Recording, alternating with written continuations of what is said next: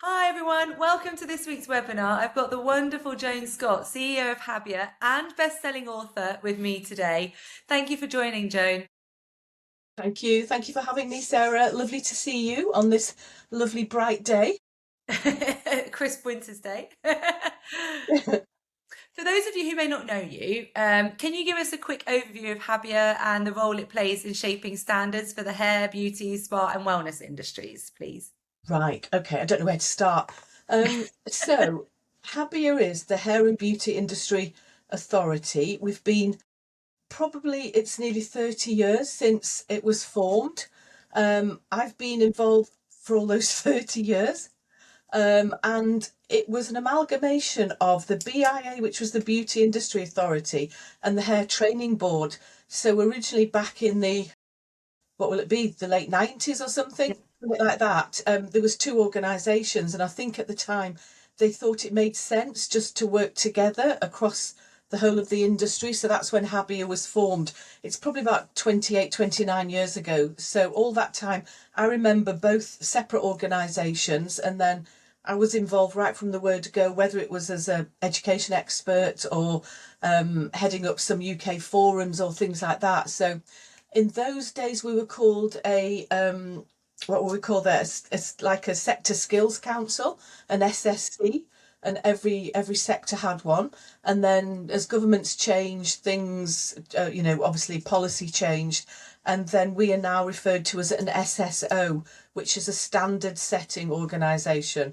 And we are also joined, which happened 10 or 12 years ago, we joined by Skills Active, who always did all the standards for sport, activity, leadership, community, all those sort of personal trainer. So we merged with Skills Active probably maybe 12 years ago. So I'm the CEO of Skills Active and of Habia with the one organisation. We are I suppose standard setting organisation for both. And at the time it was felt who should Habia go in with, and it was thought about the hospitality sector, but at the time I think we felt that the fitness industry, the wellness, the overlap, the alignment was so much that Skills Active was the one to partner. And so that's where we are today. So we set standards also. So I've got specialists in the sport, fitness, community, wellness, that field, that are doing projects as well in that area. And again, across spas, so at the minute we're working on, which I can say later, lots of different projects with Becky, my expert on that side, as well as Amanda, and others who do beauty and hair and holistic and things like that. So, and we're only just sort of small, formed team. We're a charity. So what an SSO is, a standard setting organisation, is that I suppose you represent the industry and you set the occupational standards.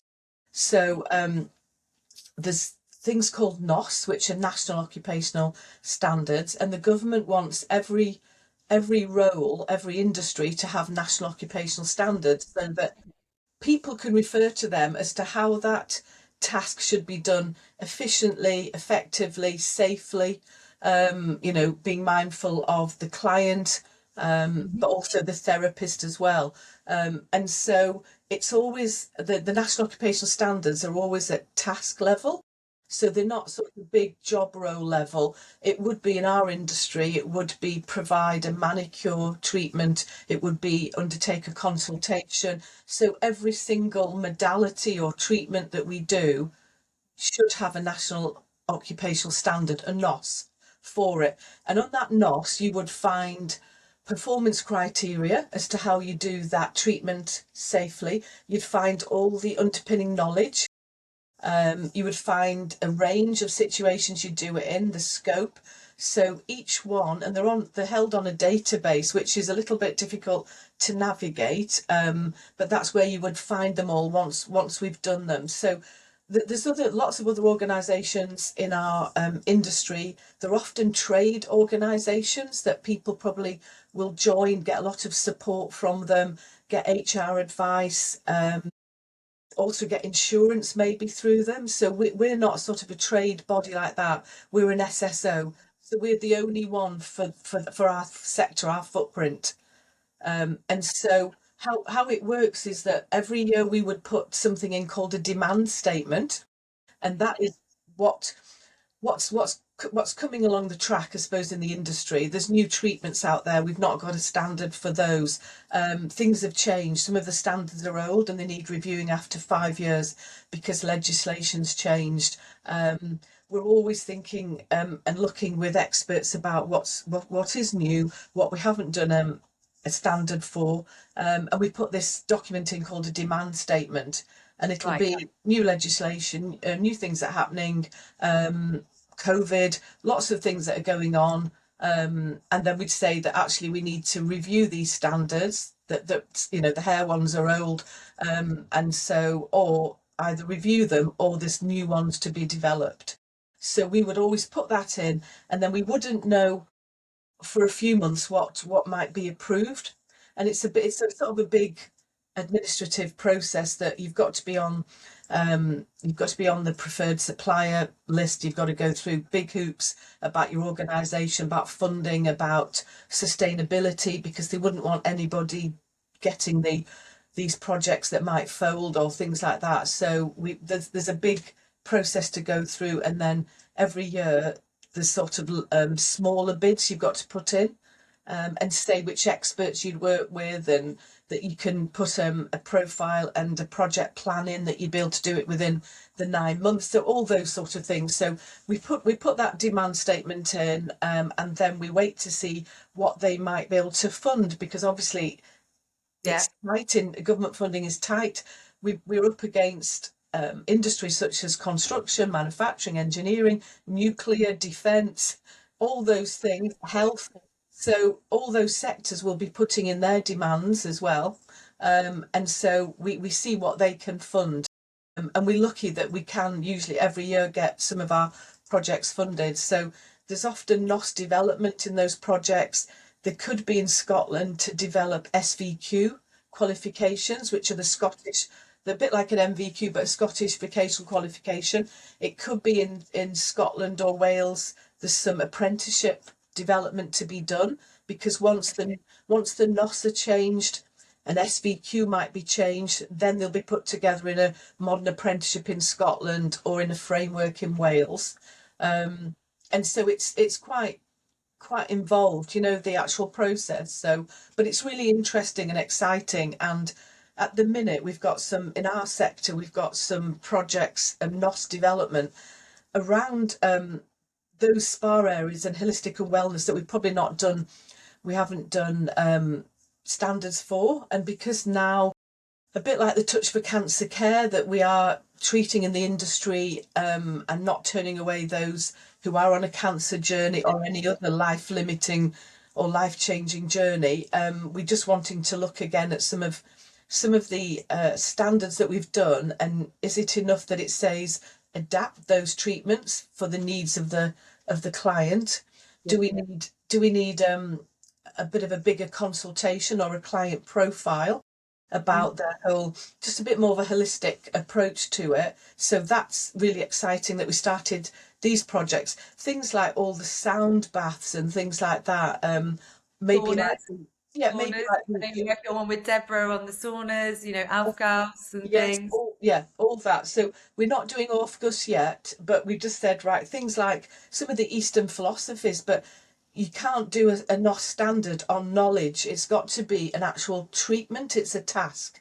So it isn't just a whole load of knowledge. It's got to underpin a different, an actual treatment protocol. So we're going to do a Balinese massage one because we haven't got that. And that would bring in the underpinning knowledge, some of the Eastern philosophies and things like that. We might touch on Ayurveda, but that's a big thing that can take people years to do. Huge So topic.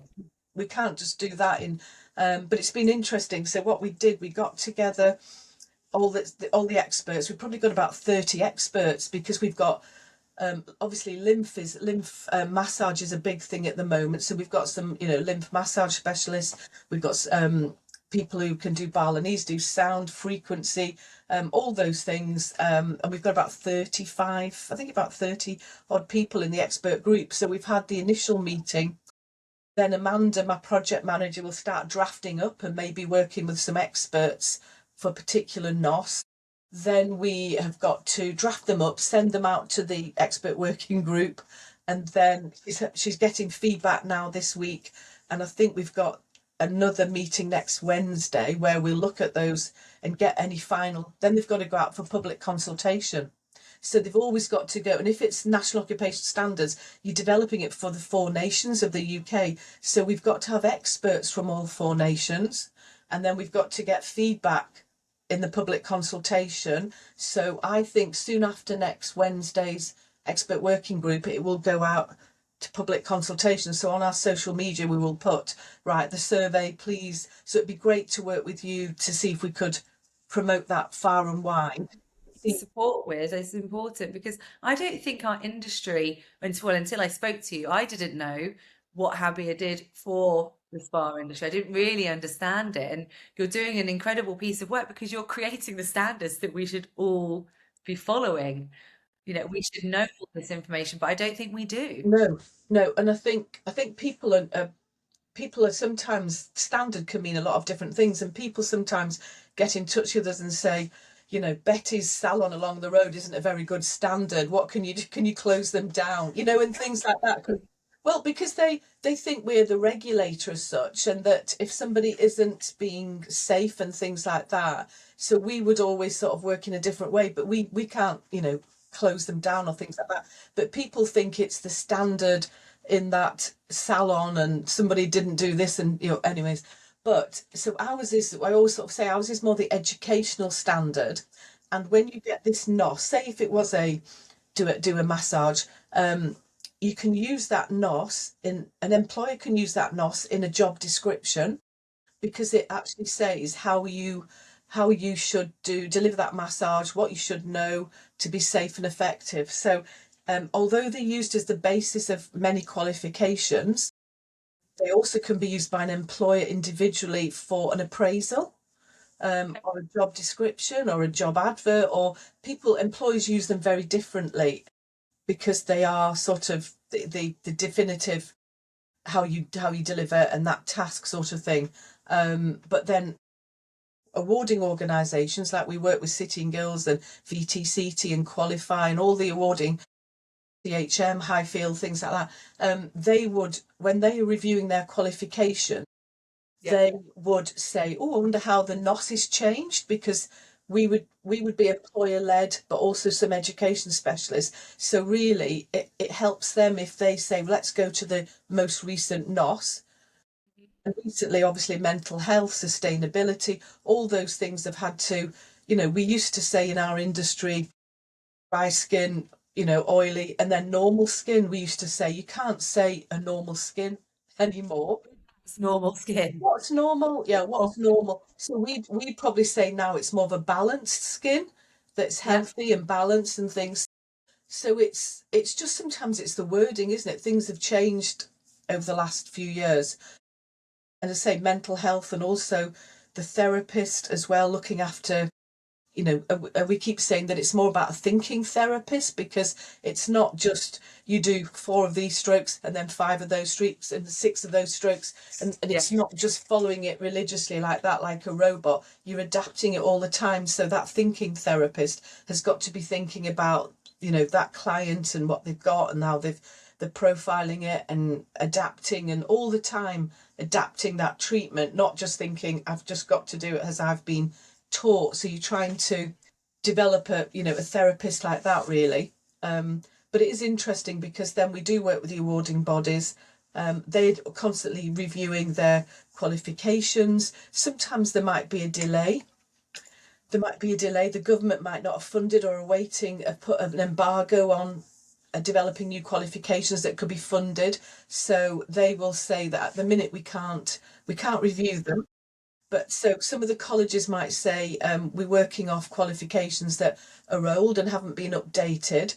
But then we always sort of say, well, the qualification is probably the least that your students should be leaving the college with, and then you can actually enhance and enrich So, you know, yeah, you've got to do the qualification, you've got to meet the awarding organisation's criteria and assessment, but actually go beyond that, actually, you know, go beyond and actually add lots of things and enrich and enhance what you're delivering so they are coming out with up to date, you know, you buy up to date equipment, it might not yet be in the qualification, but you can still, and we're always saying to colleges, can you have guest speakers? I'm probably sure you and some of your members, Yeah. you know, can you bring industry into the college, into the curriculum, but also can you get them visiting and going on lots of trips to spas, and you know, it's got to be how are you making them fit for purpose for the industry, and And I guess that's one of the that's what people challenges. like Ofsted would be looking for, because you've got to meet the needs of local and regional and national employers. It's no good having an outdated curriculum and then when they go into industry, they've never seen the equipment, they don't know what's going on. So it is quite a costly thing for colleges, but they have got to keep up to date. And also their teachers have as well, you know, with regular CPD. Do they go back on the, you know, on the shop floor? Do they go back into industry? Yeah, Or is it that's what I think is one of the biggest challenges, isn't it? It's like is making sure that therapists are coming out ready, because as you say, if they're not being taken above and beyond the basic standard, and I guess my question is how is Habia helping businesses and professionals navigate, you know, those challenges? I suppose I, there's, I mean, there's that's a whole program in itself, isn't it? The challenges, because not only is there huge business challenges from the budget, from all sorts of things that are changing, whether it's national insurance, whether it's minimum wage, whether it's apprenticeship wage, whether it's in the hair world, especially, we've got lots of challenges, and we're part of the British Hair Consortium. So we're lobbying government to say, you know, if people start going rent a chair, then you don't have any apprenticeships because you haven't got that employer arrangement, and so they're worried in the hairdressing world that by 2027 there might not be hardly any apprenticeships. But you know, there's also some people who are quite busy, so it's a real balance. But I think so many challenges, and I think obviously the younger generation at the minute want to be employed a different way, don't they? Sometimes they're not looking for that long term. They might want a bit more freedom and flexibility. They want to be treated a different way to maybe back in the day when we first started. Um, there's also, to me, from an education point of view, the sort of shocking rise of some very low quality 1 day training that yeah. people are not. We would always say, if you're coming into our sector, please get a regulated qualification that everyone, it's government recognised, it's Ofqual regulated, and it's robust, and everything is there that you need to be properly qualified. A lot of people at the minute are jumping on 1 day courses, whether it's a 1 day manicure, a 1 day eyelash, or 1 day whatever, and then they just are off into the industry. And years ago, you wouldn't be able to get any insurance. So I was going to ask next, if they're not following the National Occupational Standard, No. how are they getting the insurance? So years ago, back in the day, it would be that the insurers were like the gatekeepers. So Yeah. if you wanted to get insurance, you had to show your proper qualification from one of the big, and so you couldn't get insurance, so you couldn't work. There's some insurers now are insuring them for, and some of the insurers are actually offering the 1 day courses. So what I'm worried about is that, are they fully insured? Because we spoke to one insurer who said, when I said, do you actually check they've got a qualification? And she said, we haven't got time, but they are ticking a box to say, I'm fully qualified. So my concern is that, are these people really insured? Because I'm sure they would need to check if there was a claim. The insurer would need to say, right, show me your qualification. Oh, well, you've not got one. You've only got a 1 day accredited course. So you've lied on your insurance form. But meanwhile, you've been paying monthly for the insurance. So I'm sort of recommending that everybody emails their insurer to say, with my training, am I fully qualified, and get it in writing, in case when you've got a claim, that means the client isn't covered, the practitioner isn't, and I don't think people are realise that they're paying and they've ticked that box, and it might be that they're not insured because they did a 1 day. And so everybody, I think it's society at the minute, people want quick and fast, and the CPD courses, which should be for professionals because it's continuing professional development. So to me, the CPD courses, some providers of those are letting anybody, Yeah. so anybody go on it. So we get a lot of level 3 therapists who are going on CPD courses expecting it to be advanced, and somebody in the class are asking what the epidermis is, and people are saying, why did you let them on? But I think it's for money. They're just letting people on. Somebody at a show a couple of weeks ago said they'd been on a course which they thought was CPD advanced. We'd all be qualified on here, and somebody worked at Greg's. And it just walked onto the course, no prerequisites, no checks. They must have let them on, and they haven't checked that they are qualified and in our industry, and this is continuing professional development. I'm nothing against Greg's or people who work And sausage rolls. um, and you could get people who've got a part-time job there, but it's like, just check that they're, if this is a level 3 CPD course, then check. We endorse at Habia, we endorse CPD as well, because we say that we're not an awarding organisation. We set the standard, but we do recognise excellence and can endorse excellence. So we would always endorse, mainly CPD, because we want to recommend anyone entering the industry gets a proper qualification from the big awarding organisations that are recognised. Once you've done that, there's a whole host of things. Every year we want you to keep up your skills and introduce new brands or new techniques. And that's when you've got your foundations, that you've been to college or wherever, an academy, and then you'd actually be doing all this. It's not like the icing on the cake, but it's new things that are coming on. But you definitely need your foundations. You need all your health and safety, your client care, everything. Your consultation, all your structure, anatomy and physiology. All those things need to be in place before you do the advanced shorter courses. So we would endorse CPD, and whoever we endorse, we would make sure that how are they going to check the people coming on their courses are qualified? What's your mechanism for checking? And at the minute there's a lot of fraudulent certificates as well, so you've got to. Field. It's a minefield, not only for those people providing that CPD, but for spa managers and directors. Oh yeah. You don't know what they're And looking at. I Like feel I there's no feel so list. sorry for employers, because if you're in the education world, it changes every week. There's something happening, and it's hard for us to keep up with it. And Yeah. there's white papers and reviews and things like that. Let alone an employer who goes, "I've got my head around the MVQs now, or they've gone.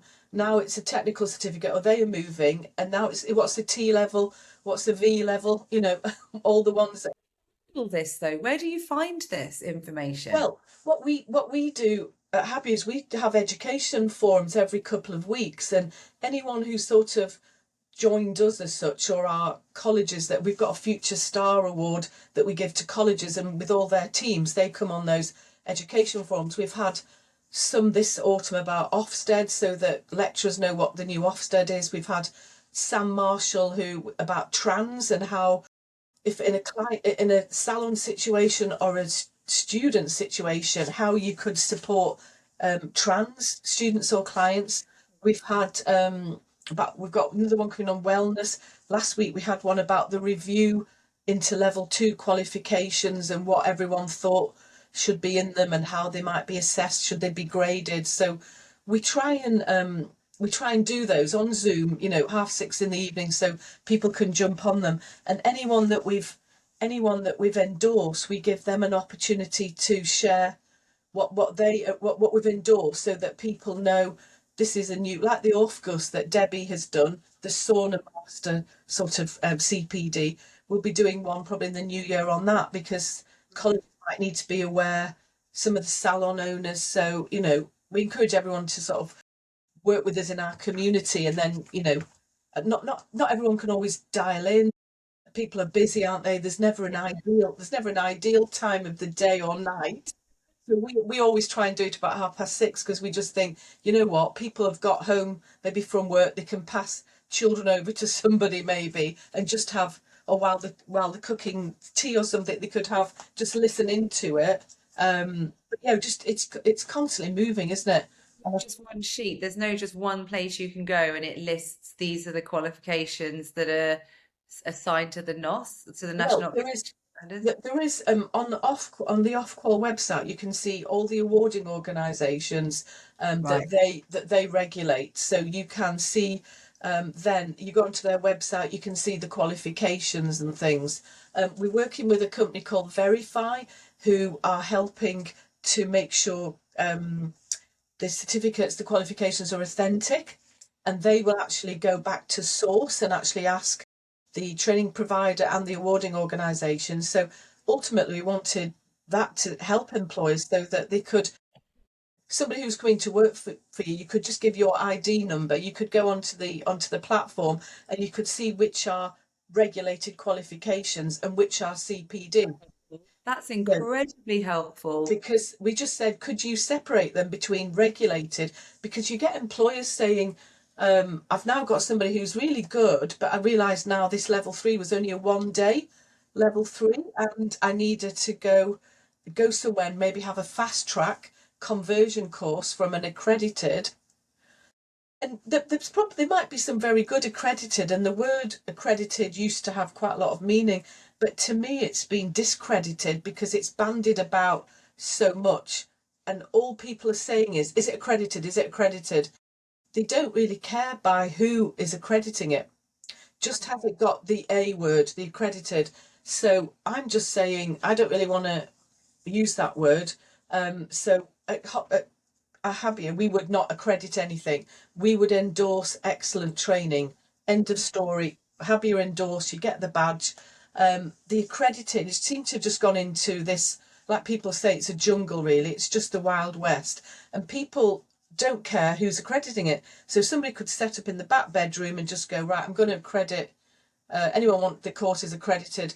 We've had people coming to us who've said they've been with other accredited bodies, and they've had enough really because they realise it's not robust and they want to come to us and be properly reviewed so it means something. And what was frightening was somebody came to us and said they'd gone somewhere to another accreditation organisation and they'd sent off their manual or whatever to show what was in the curriculum. And within 2 days, they got notification that, yeah, you're accredited, use our badge, yeah, done. And then they realised they'd sent the wrong thing to them and they'd only sent the front and the back cover to. So they'd never looked at it. They'd never looked at it.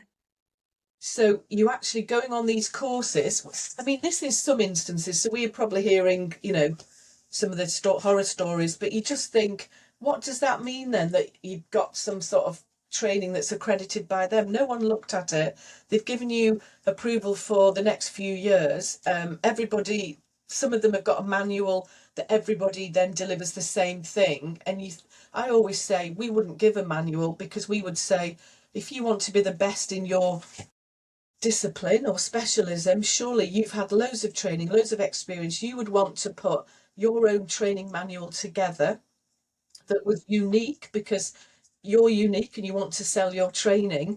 You don't want to I wouldn't want to use anyone else's manual because I would want to go above and beyond and provide an excellent experience and excellent training and knowledge. So it's just, yeah, but then the public are looking for a quick, fast way to train. And I get it, to make a living, get some clients, get some money coming in. Our industry is brilliant for being flexible. You can work around family commitments or anything else.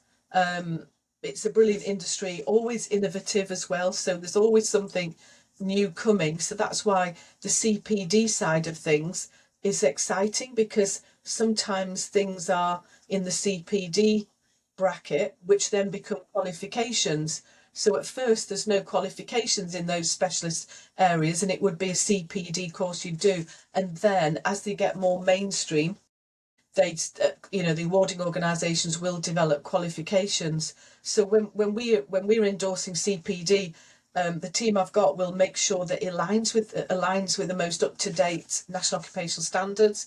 If there's anything we can support you with, just say strengthen it there, add a little bit of assessment, make sure you don't, this, that, and the other. And we then give them a logo that's got the date on it, so that this year it's 2025, because people are using old logos and saying that they work with us when they don't. So we always say, check that it is a 2025 logo. We'll review it every year because things change, and we might want to be able to give you more support and more direction in 12 months' time. So, but still people come to us and say, I'm going to try and get a refund from Joe Blogg's training because it cost me £5,000. I now realise it isn't a recognised qualification. What can I do? What can I do? And I say, well, why didn't you do your research originally? Why did you hand over the money and you didn't really know much about it? Right, such a grey area though. Like if you're looking at beauty and you see beauty courses ranging from £100 to thousands of pounds, I don't necessarily think people who apply for these courses actually know the difference. And like you say, there's no gatekeeper because the insurance companies are just letting people tick a box. They're not actually checking the insurance. There's no actual regulation, is there? And Yeah, like no, I remember as a spa manager and director, I would just, oh, qualified. I was so needing people. You'd be like, yeah, hired, yeah, hired, yeah, brilliant. Well, not everyone, obviously, but no, you'd no, get the certificate and go, oh, that looks great. I yeah, wouldn't necessarily go off and no, check that, no, especially internationally and globally. You would just be like, great, I've got a fantastic therapist, brilliant delivery of a massage, but not actually then know if that's a qualification. You assume it's yeah, a yeah, qualification. You go and put them on your insurance, but even our insurance wasn't always asking for certificates. no. And then, and that's the worry that I think we've got to try and check, are they really insured? Because as an employer, you want to make sure all your team, Mm. and we do get quite a lot of people saying they are good, they can do a great massage. I mean, some people have come from abroad and then, we sort of direct them to where they can get their certificate checked for equivalency in this country, because they go, it was a level 6 there, what is it equal to here? So we direct them to the right place for that. But others are saying somebody's offering 2 level 3s in, no, 3 level 3s training in one day. Do you think that's right? And I went, well, just use your common sense. Do you really think you could get 3 level 3s done in a 1 day course? But because we're not regulated, and we'd, I suppose, love to be regulated, so that a bit like hairdressing, they've got they've got an optional register that it's not mandated though. But we're always trying to work to say, could it be? Because then, in hair and barbering, you've got a whole different thing, that we've got organised crime involved in barber shops. We're always getting the police wanting to work with us because only some barber shops are fronts, allegedly fronts for money laundering. It's cash only. It's no clients. It's all those things. So we get that same happens in nail bars as well. So the police are often coming and saying, "What should we be looking for in a barber shop?" You know, so ringworms on the increase because they don't know about sanitation, hygiene, things like that. We had somebody being burnt because they'd used not a steam cabinet but poured boiling water over towels to save electric, and it's just horrendous stories. We had somebody come to us saying they want a refund where they're training, and I think they think we can do something about it. That You we, are the I think people think you are the yeah, regulator in yeah. some way, And perhaps. so and so it was that somebody told them, if you want to work in barbering, you only need a CPD certificate. And I said, why didn't you do a proper qualification? Because we always tell people to research widely as you can, but then choose as wisely as you can, because there's a lot out there and you've got to get through, a lot of the rubbish and the hype. And she said that, she was told only a qualification was needed if you worked abroad. So I know. So I think, so it not being regulated, it's down to us to do the right thing and spread the message that if you're entering the industry, I mean, we get quite a lot of people who want us to endorse their hair extension courses. And I always do the triage. So I always triage everybody just to make sure they know what we're about and what we will endorse. And I always say, who's it for? The hair extensions. Who are you going to train? If it's for hairdressers, great, we'll look at it. If you're training anybody who might be a secretary or a barmaid or anything, that isn't, we're in it for the professionals, and we want to support the hair salons, and we think hair extensions, you should have a minimum of a level 2 hair qualification, so you know about hair structure and health and safety and consultation, client care, all those things that you'd get in a level 2 regulated qualification. Then do your hair extensions as a CPD. And really, if you're training the public, you're taking clients away from all these hair salons that, you know, should be doing it and doing it properly. So Yeah. yeah, so we would say, you know, no, it's not for us, and we wouldn't, you know, so we would lose business or money that way. But I would rather support the professional hairdressers and say, great, if somebody's going to do a course for them, then that's fine. We will, and if ever we find anyone has let the public on their course, we'd take their endorsement away. We don't want to be associated with it. So it's they're all different. So, you know, a lot of them are CPD courses that we endorse, and we'll ask how you're going to check that they are qualified in the industry already before. And as you know, there's some quite advanced CPD that you want them to have a level 3 at least, and probably some experience in the industry. It's not for 16-year-olds that, but because it's money, some course providers would open it up, and then you With the go. verified platform, is that happening soon? Is that something we can keep an eye out for, where we can do Yes, that? yeah, I can put you in touch with the the two people who run that, because I just thought that was, it's getting established now, but they're doing a lot in the aesthetics world, because that is really dangerous, you know, Yeah. some of the things that they get involved in, and there's a lot of fraudulent certificates. Even in the medical and dental world, they're telling us that some of them are fraudulent certificates, and yeah, and so they are going back to the source, to the university, to the college, to the awarding organisation to say, did they train there, and did they get one of your, and have you got a serial number that it is a, you know, the proper qualification. So to me, I wanted that to really get going, so that an employer could just say, give me your ID number to somebody who they're thinking of taking on. They go in the platform, put the ID in, it comes up with, you know, Sam Smith, whatever, and then it'll say, yes, these have been verified. They've got a level 2, a level 3. They've also got some recent CPD, and then it would just help. Love to know more about that, and Yeah, definitely something I can share with our members, because I think we need that knowledge, and we need to be sure, especially like you say, with the increase in the CPD only courses. yeah, It's important. yeah. Um, Before we wrap up, I would like to touch on your books. Yeah, here we go. Because I think obviously what you do with Habia is incredible, with writing national occupational standards, CPD endorsement, and sort of supporting our industry. But you've written some books. Tell us more about them and what inspired you to write them, because I Right. think they're super interesting. Okay. I'm just going to check. I've got one here. My friend Sue Routledge, who you'll know, did Beauty and the Best. And I think, I don't know whether I was in the first one or the second one, but that was, I love this approach where you've got a lot of contributing authors. So that was just about people's story, about probably how they got into beauty and all that. Because I got into it, I'm from the Lake District, little farm, wanted to be a makeup artist. The BBC weren't taking anyone on. I went for my audition, and had to quickly get a job, because I couldn't get to the BBC. So went into physio. So I went in. My first job was in a private physio practice. So I worked as a physio. So that's when my love of body treatments and spa and things like that. So that's a whole nother thing. Makeup artist to physio in one foul swoop. Yeah. So and I'm a big believer in what's for you doesn't miss you. So that wasn't for me. It was a different path, wasn't it, really? So then I was passionate about my management style is a heart-led. It's the people, you know, when I've been in education for more than 30 years, it's the people that, you know, is you.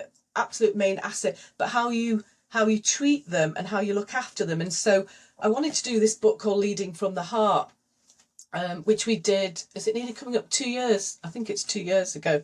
So it was all about, it says here, 21 successful leaders, about how you can be very successful, because people always thought you were a bit fluffy and a bit caring and a little bit, not very business orientated, because you were people, you put your Mm. people first. And I wanted to just show lots of people who do put their people first and have got a very successful business. And if you don't, then it's not sustainable and all those things. So that was brilliant that we had great people who were saying about, so this was really, and I think because in my experience as well within a college situation, I'd had brilliant managers who so looked after their staff and got the best out of them and got Ofsted grade 1 and brilliant achievement rates and everything like that. And then somebody comes in and takes that job when they leave and absolutely devastates the team and doesn't care about learners or students or the staff. And it was, to me, it was just horrendous that somebody wouldn't care about.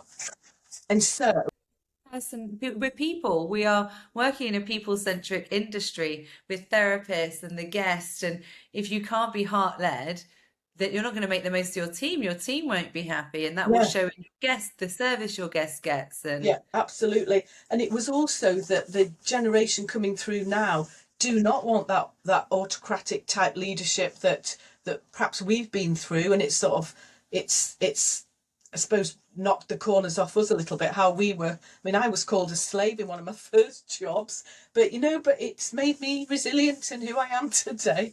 But it was that, how the new generation, if you don't look after them that way, then you're not going to keep them. And so for your own business, so that was a really good. And then I approached Fabienne, Fabienne.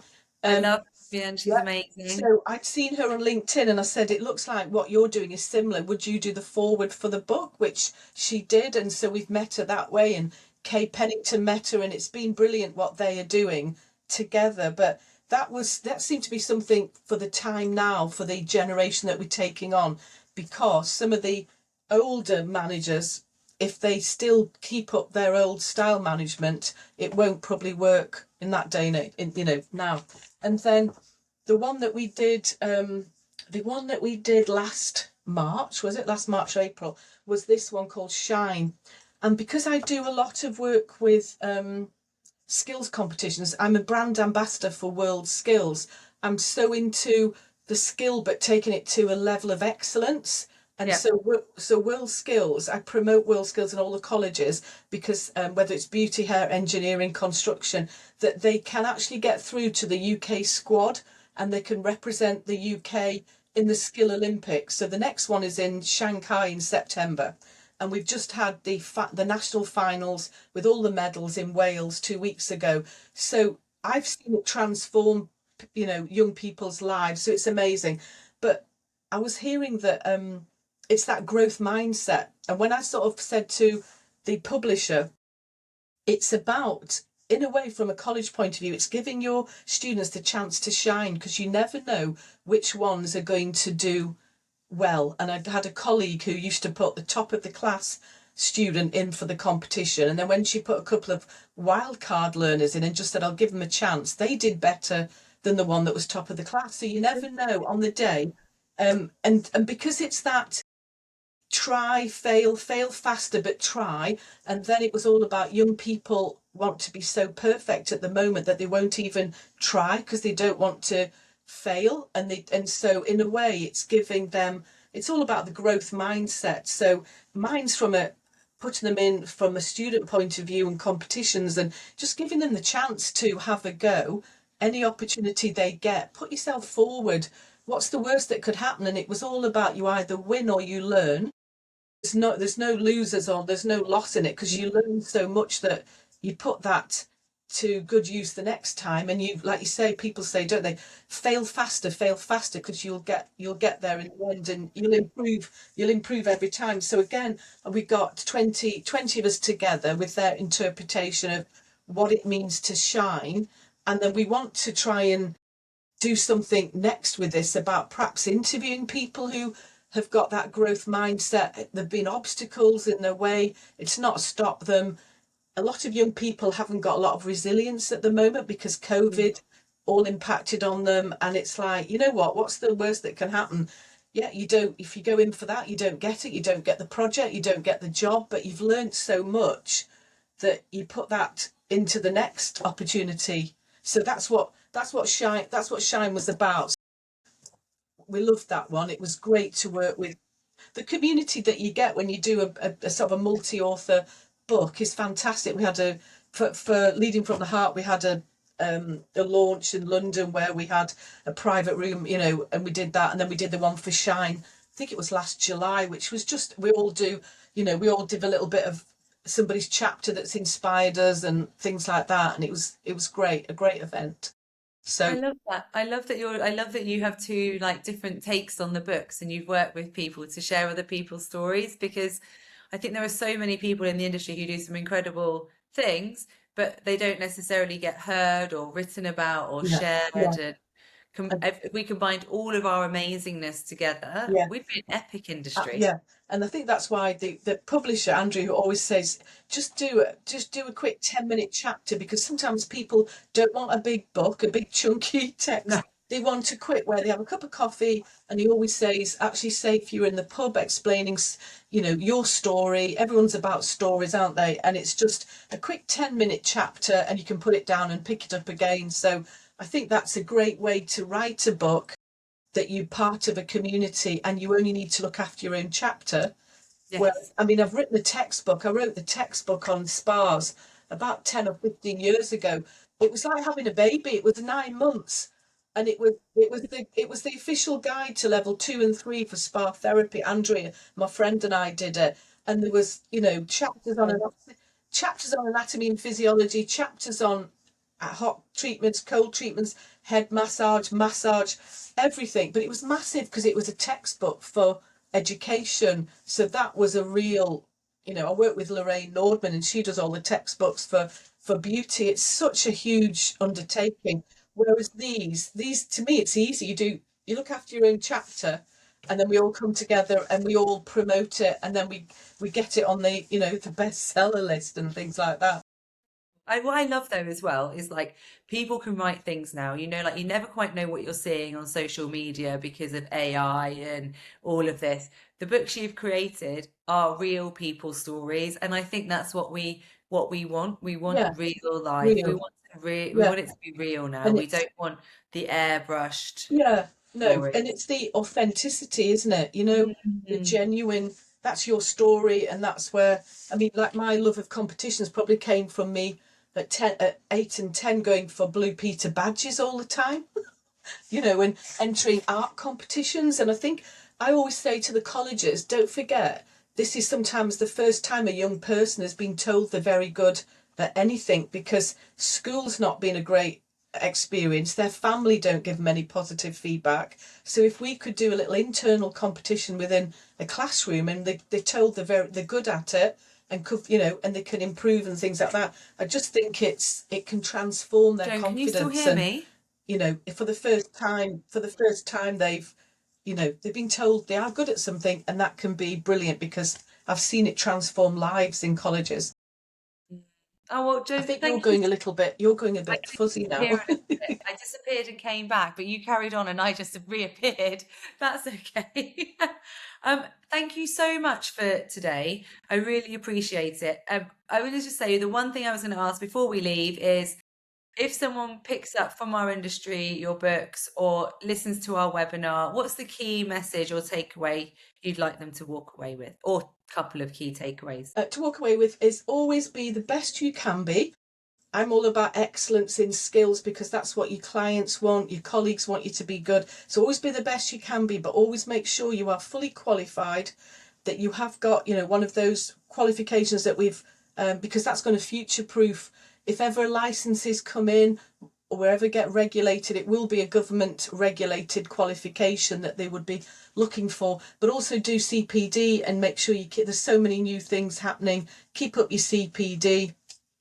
Shine, lead from the heart, and all those things. So which most of the people in our industry do. We've got some fantastic people, which is a Thank you. pleasure to work with, like you, Sarah. So thank you for all you're doing Oh, for the community.